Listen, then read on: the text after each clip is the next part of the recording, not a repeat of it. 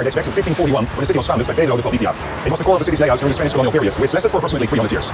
You'll find the statue of Pedro over here, and besides that, a lot of nice buildings. For example, the Metropolitan Cathedral. It's a symbol of resilience. Its history begins in the mid-16th century, when the first church was built on this very spot. Over the centuries, earthquakes destroyed earlier structures, but each time the cathedral rose again, stronger and more magnificent than before. The current cathedral, completed during the 18th and 19th centuries, blends neoclassical beauty with Baroque details. You'll also find the central post office over here, and that's a fine example of neoclassical architecture. And the city's town hall, it showcases a beautiful combination of neoclassical and Renaissance architecture. In a moment, you know more about the great local market to visit and a must-see museum. But first, we are going sky high to the top of a hill, set out of your snowball. You can hike, bike, take a funicular, cable car, or bus service to the top. Of course, you have a breathtaking stunning view around the city, and maybe you see the Andes Mountains as well. On the summit of the hill stands one of the city's most beloved symbols, the towering statue of the Virgin Mary. Completed in 1908, this 14-meter-high monument watches over the capital as a beacon of peace and protection. At its base lies a small chapel, a quiet space where you can pause to reflect and pray. The city is full with a lot of bustling markets, and the most famous one is Mercado Central, well known for the great seafood, restaurants, and a vibrant atmosphere. And it's one of the most traditional markets in the city, and it's dating back to 1872. The structure was designed by Gustave Eiffel, the same engineer as the Eiffel Tower in Paris, and it's mostly fully packed during lunchtime and in the weekends, and keep in mind that some restaurants only accept cash. In moments, you know another great viewing point, but first the Museum of Memory and Human Rights. The museum is dedicated to show respect for the victims of human rights violations during the Pinochet regime. It refers to the period of military rule in Chile, led by General Augusto Pinochet. It began with the coup on September 11, 1973, and the regime lasted until 1990. The museum features a range of exhibits, including photographs, documents, testimonies, and a memorial wall. It's your lucky day because it's time for a nice exercise to go to the top of the Santa Lucia Hill. It's located in the heart of the city center, and it's a beautiful landscape with gardens, sculptures, and fountains. And that makes it a peaceful oasis in the heart of this bustling city. The Santa Lucia has a rich historical background. It was originally called Huelin, and later it served as a military fort during the Spanish colonial period. The hill offers well-maintained trails and stairs to the top. The only thing you have to bring with you are comfortable walking shoes. And when you are finally on the top, you will have a stunning view around the city. In a moment, you know a colorful neighborhood to visit, but first the presidential palace of Chile. It's located in the city La Moneda. It was built in the late 18th century and played a major role in the history of the country. One of the most notable events was the military coup in September 1973 when the palace was bombed, which led to the overthrown President Allende. Nowadays, the palace also houses a cultural center with, for example, art exhibitions. And you can watch the changing of the guards, which is on every other day at 10 in the morning and on Saturday at 11. A lively neighborhood you certainly have to visit is Barrio Bella Vista. It's well known for its bohemian atmosphere because of the art galleries, restaurants, boutiques, and its vibrant nightlife. My advice is to stroll around over here and enjoy all the colors, restaurants, and art. You'll also find La Chascona in this neighborhood. This is a museum dedicated to the life and work of the Chilean poet writer Pablo Neruda. It's time for some greenery in Parque Forestal. It's a big urban park in the city center. It was built in the early 20th century and a perfect place to stroll around, to jog, sport, or maybe relax. The park is home to some cultural institutions, for example, the Museum of Fine Arts. This museum dates back to 1880 and is one of the leading art museums in Chile. There are two more neighborhoods which I want to show you in this video, and the first one is Barrio La Stalia. It's a kind of bohemian neighborhood in the city, well known for the art galleries, the cafes, boutiques, and street markets. My advice is to walk around over here and enjoy the local culture. And the other neighborhood I want to show you is Barrio Italia. It's a perfect place for a cup of coffee and check out all the art galleries, boutiques, and restaurants. What is the best time for a visit? I think the period between November and May. That's the spring, summer, and also the fall season. The city is well known for a lot of sunshine, and keep in mind that it can be really hot in the summer between December and February. Please give a thumbs up, thank you so much when you like the Santiago de Chile travel guides. And if you don't want to miss new episodes, just subscribe on my YouTube channel. It's totally free, and it misses your view on the whole world. Tot ziens. Ciao. Hasta luego.